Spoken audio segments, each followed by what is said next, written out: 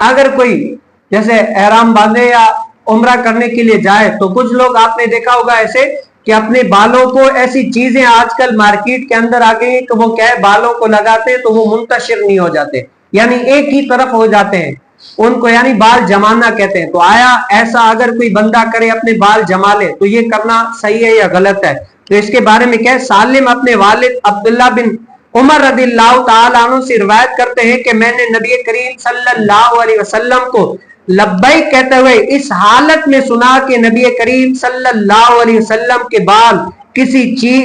چیز کی آمیزش سے جمے ہوئے تھے، یعنی کیا ہے حضور علیہ السلام کیا لبیک کہہ رہے تھے تو کیا ہے چاہے حج کا احرام ہو یا عمرے کا ہو تو حضور علیہ السلام لبیک کہہ رہے تھے تو حضور علیہ السلام کے بال جو ہے نا ایک طرف جمے ہوئے تھے، ایسا لگ رہا تھا کہ حضور علیہ السلام نے اپنے بالوں کو کسی چیز سے جما لیا ہے۔ اب ظاہر سی بات ہے اگر سر ننگا ہو اور اگر ہوا کا جھونکا تیز ہو تو آپ نے دیکھا ہوگا بال جو ہے نا ادھر ہوتے ہیں، بالکل چھوٹے ہو تو وہ اس کے الگ ہے، لیکن جس کے بڑے ہوں گے وہ ہلیں گے۔ لیکن کیا ہے حضور علیہ السلام حج یا احرام کے لیے جاتے تو وہ اس کی ریزن صوفیہ یہ فرماتے ہیں کہ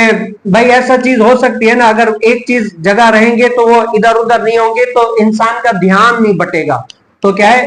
اور وہ اپنی عبادت میں دل جمعی کے ساتھ لگا رہے گا۔ اور اس کے بعد کیا ہے علماء کیا فرماتے ہیں کہ